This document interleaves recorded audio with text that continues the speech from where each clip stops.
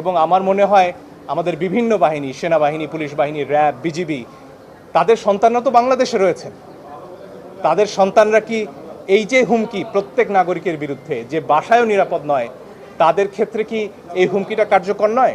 তাদের বিবেকেও কি আসলে এই প্রশ্নটা পৌঁছেনি যে পরের বুলেট কি আপনার সন্তানের দিকে যাবে না? একটা হার্ভার্ড বিশ্ববিদ্যালয়ে আমি মার্ক জাকারবার্গের সহপাঠী ছিলাম এবং তিনি ছাত্র শিবিরের একজন পদাধিকারী ছিলেন।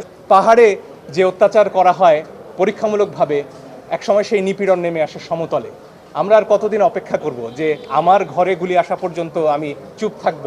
কারণ গুলি তো আমার পাশের বাড়িতে লেগেছে, আমার বাড়িতে লাগেনি। এটা আমার জায়গা থেকে বলা কঠিন, কিন্তু আমি যতদূর দেখেছি এর আগে কিন্তু বিশেষ করে ইলেকট্রনিক মিডিয়াতে এই যে 200 মানুষ মারা গেছেন কিংবা সরকারি হিসাবে সেটা 150, আজকে অ্যামনেস্টি ইন্টারন্যাশনাল পরিষ্কার বিবৃতি দিয়ে বলেছে এখানে প্রয়োজনের অতিরিক্ত বল প্রয়োগ করা হয়েছে। এখানে AK-47 যে রাইফেল, আপনার কালাশনিকভ নামে যেটাকে অনেকে চেনেন, সেই রাইফেল যেটা যুদ্ধাস্ত্র, সেটার ব্যবহারের কথা অ্যামনেস্টি ইন্টারন্যাশনাল বলছে। গুলি করা হয়েছে 3 বাহিনী, পুলিশ বাহিনী, র্যাব এবং সেনাবাহিনী, 3 বাহিনীর কথা উল্লেখ করে অ্যামনেস্টি ইন্টারন্যাশনাল বলছে যে গুলি চলেছে এবং অপ্রয়োজনে সাধারণ নাগরিকদের উপর গুলি চলেছে। এবং এটার ব্যাপারে কঠিন ভাষায় অ্যামনেস্টি বলেছে জাতিসংঘের মহাসচিব এ ব্যাপারে তার যে আশঙ্কা সেটার কথা জানিয়েছেন একটি বিবৃতিতে।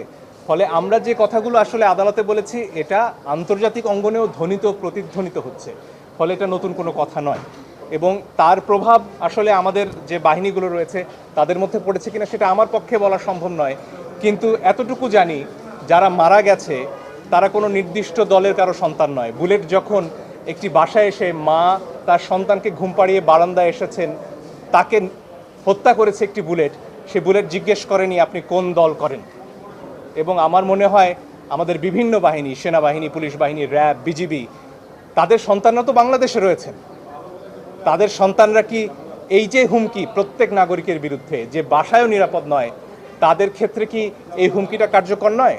তাদের বিবেকেও কি আসলে এই প্রশ্নটা পৌঁছেনি যে পরের বুলেট কি আপনার সন্তানের দিকে যাবে না? একটা খুব চমৎকার ছবি দেখছিলাম, সেখানে এক শিশুকে গুলি করছেন একজন পুলিশ এবং সেই শিশুটি জিজ্ঞেস করছে, বাবা ওটা কি তুমি? সে প্রশ্ন তো আমাদের সবাইকে করতে হবে।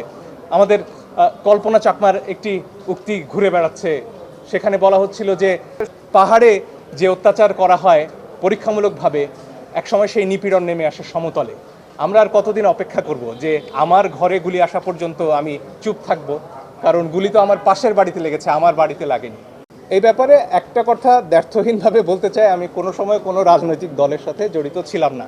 তবে আইনের ভাষায় একটা কথা আছে, বিলো কন্টেন্ট, যে এমন কিছু কথা আছে যেটার প্রতিবাদ করা আসলে সেই কথাটাকে গুরুত্ব দেয়া। এটার ব্যাপারে একটা খুব সুন্দর, যেটাকে মিম বলা হয়, ভেসে বেড়াচ্ছে, যে একজন বলছেন হার্ভার্ড বিশ্ববিদ্যালয়ে আমি মার্ক জাকারবার্গের সহপাঠী ছিলাম এবং তিনি ছাত্র শিবিরের একজন পদাধিকারী ছিলেন এবং তার মোটিভেশনাল স্পিচ শুনে এতজন সনাতন ধর্মাবলম্বী ধর্মান্তর করেছিলেন। তো আমার মনে হয় এ যুগের তারুণ্য এই প্রশ্নগুলোর, এই কাদা ছোড়াছুরির, এই কাউকে রাজাকার বলা, কাউকে শিবির বলা, কাউকে জামাত বলা, এসবের উত্তর দেওয়ার জন্য যথেষ্ট। আমার দিক থেকে ব্যক্তিগতভাবে এই প্রশ্নের উত্তর দেওয়ারও আমি প্রয়োজন মনে করি না।